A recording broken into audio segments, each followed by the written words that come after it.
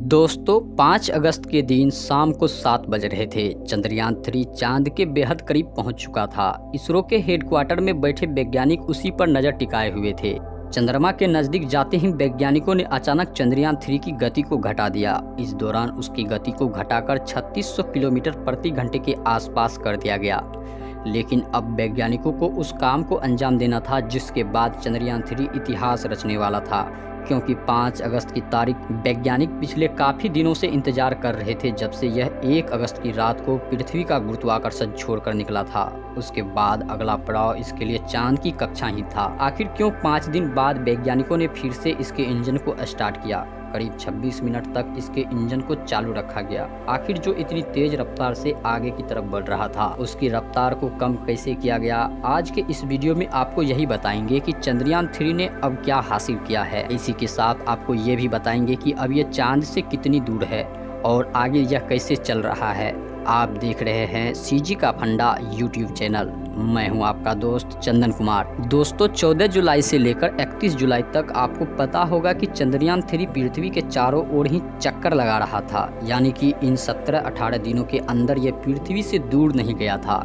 इसके बाद इसकी अगली यात्रा 31 जुलाई और 1 अगस्त मध्य रात्रि को स्टार्ट होती है और रात में 12 बजे वैज्ञानिक इसके इंजन को चालू करके इससे पृथ्वी के कक्षा से निकालते हैं।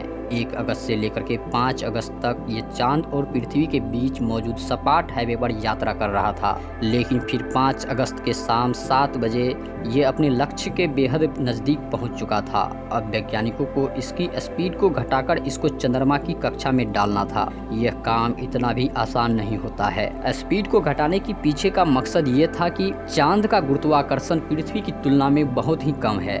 चंद्रयान 3 को चांद की कक्षा में डालने के लिए वैज्ञानिकों ने इसके इंजन को चालू करने वाला बटन दबाया। करीब 25 मिनट तक इसके थ्रस्टर को ऑन रखा गया और इसके बाद चंद्रयान 3 ने वह कर दिखाया जिसके बारे में इसरो के वैज्ञानिकों को पूरी उम्मीद थी, यानी चंद्रयान 3 सफलतापूर्वक चांद की कक्षा में पहुंच गया। इसी के साथ हेडक्वार्टर में बैठे वैज्ञानिकों के चेहरे पर खुशी आ गई। वैज्ञानिकों ने यह बताया कि अभी तक चंद्रयान बिल्कुल सही सलामत है, उसकी सेहत बिल्कुल पूरी तरह से दुरुस्त है और वह हर पैरामीटर पर ठीक से काम कर रहा है। अब इसके लिए 6 अगस्त की रात भी बहुत ज़्यादा महत्वपूर्ण है, क्योंकि यह 6 अगस्त की रात को 11 बजे तक पहला चक्कर पूरा कर लेगा।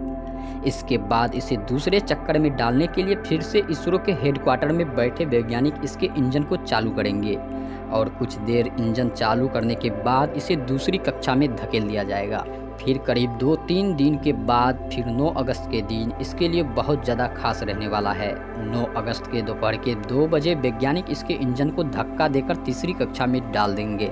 9 अगस्त के बाद से अगली कक्षा में प्रवेश करने के लिए 14 तारीख तक इंतजार करना पड़ेगा। 14 अगस्त के दिन इसे चौथी कक्षा में डाल दिया जाएगा और फिर से 16 अगस्त को इसे 5वीं और अंतिम कक्षा में डाल दिया जाएगा। आपको लग रहा होगा कि चांद पर जाना आसान है, तो ये वीडियो देखकर आप समझ गए होंगे कि चांद पर जाना इतना भी आसान नहीं है। वैज्ञानिकों को हर एक मोमेंट पर इसके ऊपर नज़र रखनी पड़ती है। अभी से अपनी मंजिल तक पहुंचने में करीब 17 से 18 दिनों का सफ़र और करना है। जब यह इस तरह राउंड काटता हुआ चांद की सतह से 100 किलोमीटर दूर रहेगा, फिर वैज्ञानिक एक बेहद महत्वपूर्ण काम को करने वाले हैं। फिर से वैज्ञानिकों को यहाँ पर चौकस रहने की ज़रूरत होगी, क्योंकि 17 अगस्त के दिन लैंडिंग मॉड्यूल यानी चंद्रमा का वो हिस्सा जिससे चंद्रमा की ज़मीन पर उतरना है, जिसके अंदर लैंडर और रोवर शामिल है।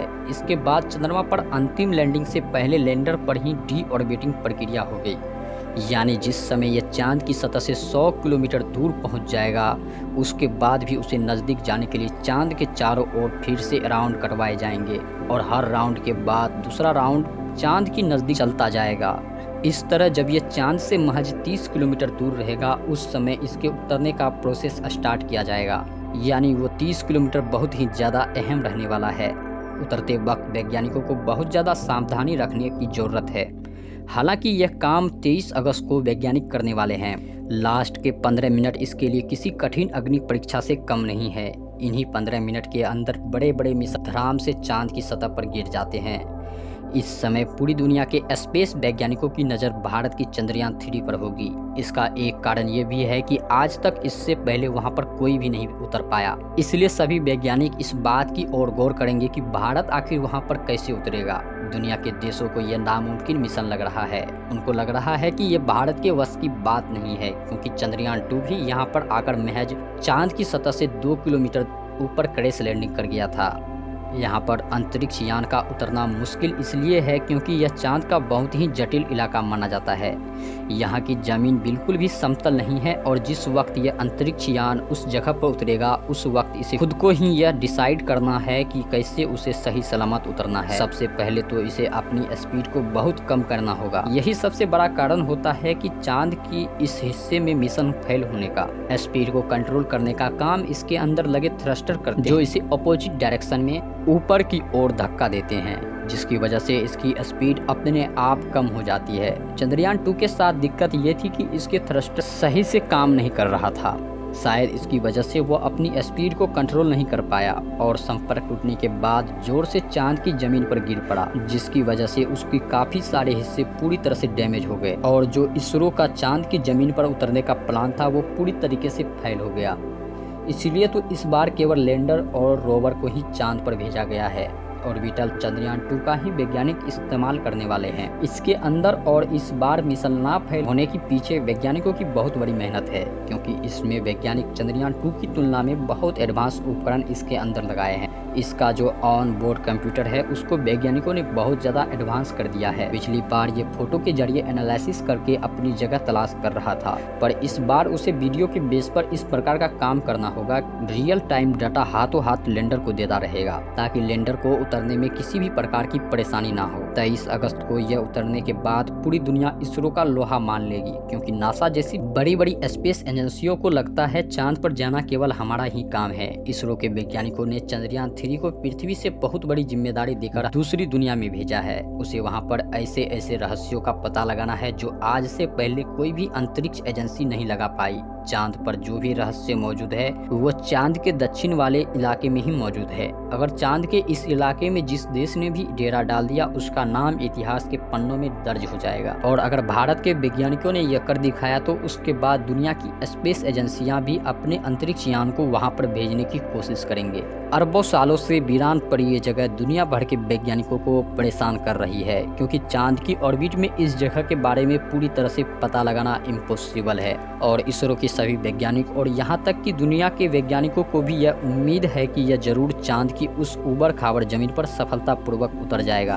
पर मान लो ऐसी कोई परिस्थिति बन जाती है तो उसके लिए वैज्ञानिकों ने दूसरे रास्तों को भी अपने दिमाग में रखा है। इस बार गलती की कोई गुंजाइश वैज्ञानिकों ने नहीं रखी है। बाकी 23 अगस्त के दिन सब कुछ पता चल जाएगा। पूरी दुनिया के वैज्ञानिकों की नजर चांद के दक्षिण वाले हिस्से के ऊपर टिकी हुई है। वैज्ञानिक जानना चाहते हैं कि आखिर वहाँ पर आज तक कोई क्यों नहीं जा पाया, आखिर वहाँ पर ऐसा क्या छुपा है। यहाँ तक कि अमेरिका भी उस क्षेत्र के बारे में जानकारी हासिल करना चाहता है। और दोस्तों, इस रोवर के वहाँ पर उतर जाने के बाद भी वहाँ पर इतनी आसानी से चलना आसान नहीं, क्योंकि चांद की जमीन इतनी ज्यादा खड्डों से भरी हुई है कि भैया पूछो ही मत। और चांद का निर्माण पृथ्वी के एक उल्कापिंड के टकराने की वजह से हुआ था।